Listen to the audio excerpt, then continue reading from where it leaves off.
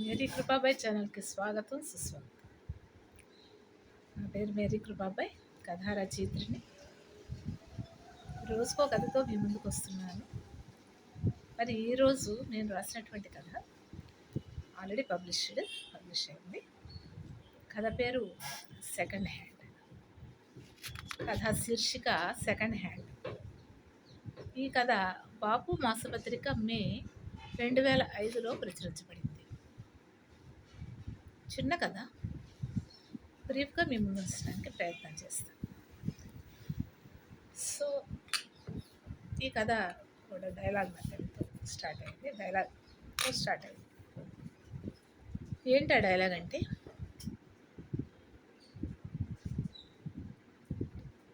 అమ్మా నా school uniform చిరిగిపోయిందమ్మా, కొత్తది కొనాలి అంటూ మారాన్ చేస్తూ అడుగుతుంది కావ్య కూతురు.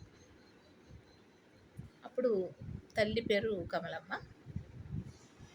అంటుంది, ఎందుకమ్మా కొత్త యూనిఫామ్, నీకు అక్కదుంది కదా, అక్కకి పొట్టిదైపోయింది యూనిఫామ్, ఆ యూనిఫాము నువ్వు తీసుకో, కొత్తది బెస్ట్ కదా అని చెప్పేసి అంటుంది.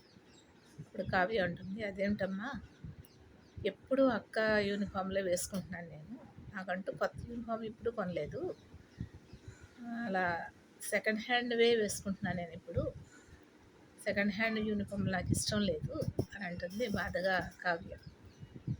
అక్క 10th క్లాస్ కదా, ఇంటర్మీడియట్ నుంచి వేరే యూనిఫామ్ వచ్చేస్తుంది, లేకపోతే అక్క లేకుండా పోతుంది, కాకపోతే ఆ యూనిఫామ్లన్నీ నువ్వే ఉంచేసుకుని స్కూల్లో నువ్వు వాడుకో అని చెప్పేసి, నువ్వు 9th క్లాసే కదా అని చెప్పేసి అంటుంది కమలమ్మ.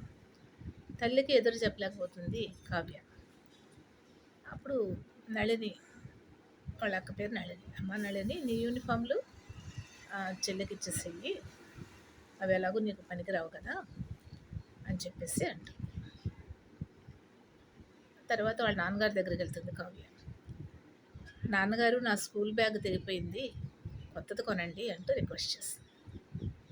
మళ్ళీ కొత్త బ్యాగ్ కొనడం ఎందుకమ్మా, ఎలా నా అక్క బ్యాగ్ ఉంది కదా, అది నువ్వు తీసేసుకో, అక్కకి కొత్త బ్యాగ్ కొంటే కాలేజీకి పనికి వస్తుంది కదా అని అంటారు విఠలరావు గారు నాన్నగారు.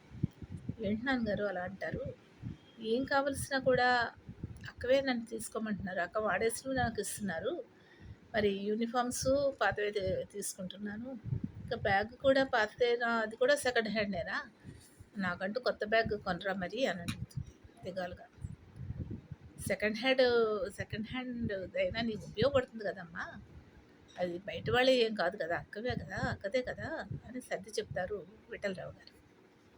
బుక్స్ కూడా పాతవైతే మాత్రం ఏమైంది, మ్యాటర్ ఒకటే కదా అందులో ఉండేది అని చెప్పేసి, నీకేం నష్టం వచ్చింది అంటూ గట్టిగా అరుస్తుంది నళిని. నళిని కూడా కాస్త విసుగ్గానే మాట్లాడుతుంది. నీకు ఎప్పుడు కొత్తవే కదా, నా బాధ నీకు తెలియదులే అంటుంది కావ్య వాళ్ళ అక్కతో. సో అలా కాలచక్రం గడిచిపోతుంది. ఇద్దరు పీజీలు చేసేస్తారు. అయినా కూడా వాళ్ళిద్దరూ పెద్దానికి పేచీలు పెట్టుకోవడం, ఇలాగ సెకండ్ హ్యాండ్ అని అనడం, కొత్తవి కావాలనడం, ఇలాగ ప్రస్తావనలు జరుగుతూనే ఉంటాయి అన్నమాట. అయితే ఆ రోజు ఏదో ఫంక్షన్ ఉంది వాళ్ళ కాలేజీలో.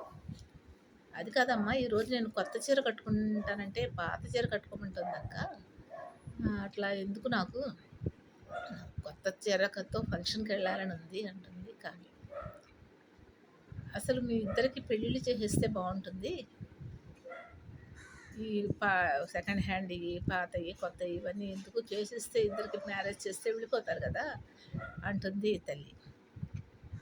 అప్పుడు విఠలరావు గారు అంటారు, తండ్రి ఏంటి పెళ్లి ప్రస్తావన తీసుకొస్తున్నావు, నేను కూడా శుభవార్తనే మోసుకొచ్చాను, మన నళిని చూసుకోవడానికి, మన పెద్దమ్మాయిని చూసుకోవడానికి రేపే పెళ్లి వాళ్ళు వస్తున్నారు, అబ్బాయి లెక్చరర్గా పనిచేస్తున్నాడు కాలేజీలో, అంత మన అదృష్టం, అనుకోకుండా లక్కీగా దొరికాడు అని అంటారు.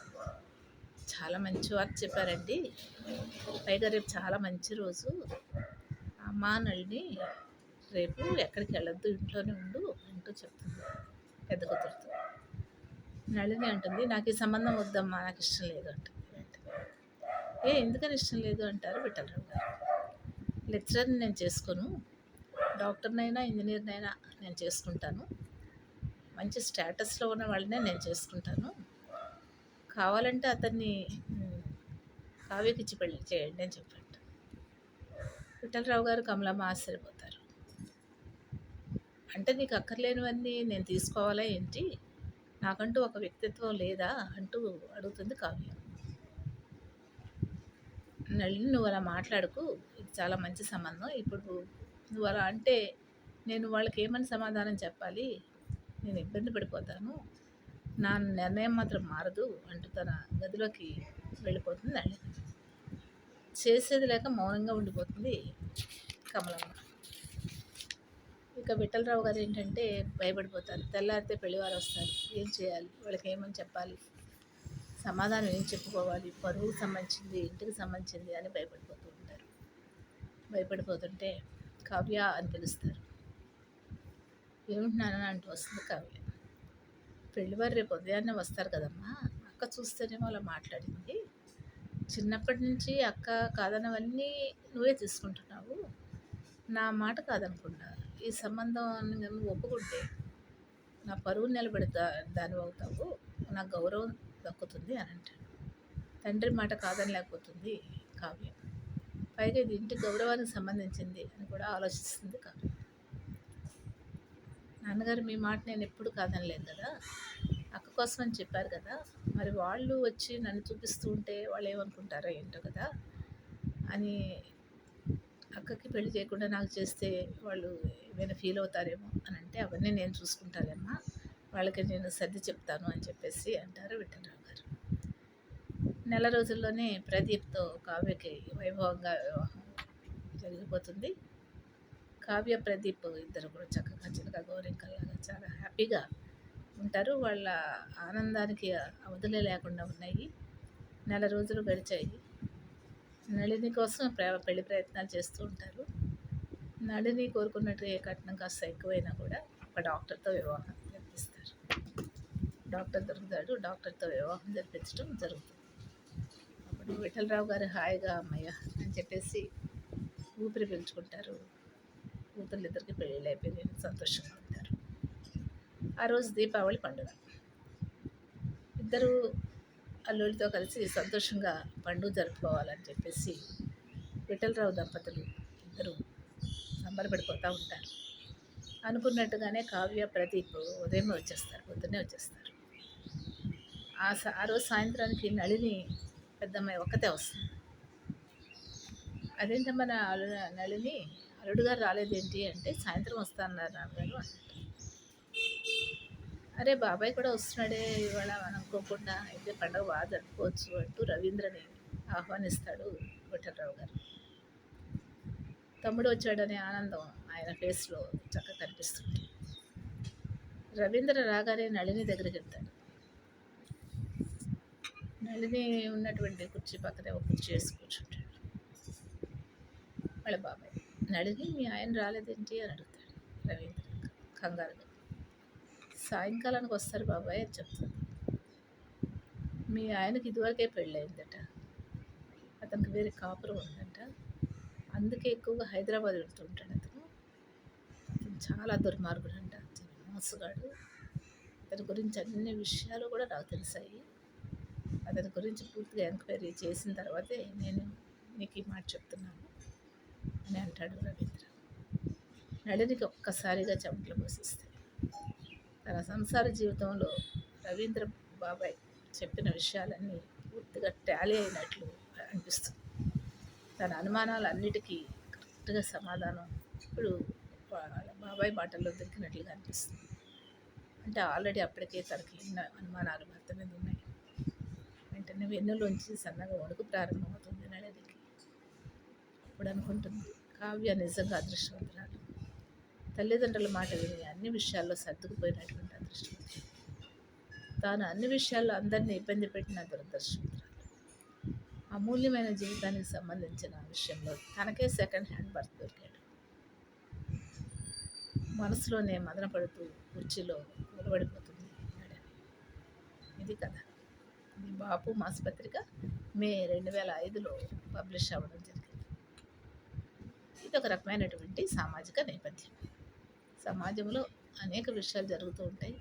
కుటుంబాల్లో రకరకాలమైనటువంటి వ్యక్తిత్వం ఉన్నటువంటి తల్లిదండ్రులు పిల్లలు రకరకాలుగా ఉంటారు. అందరూ ఒకే మనస్తత్వంతో ఉండరు.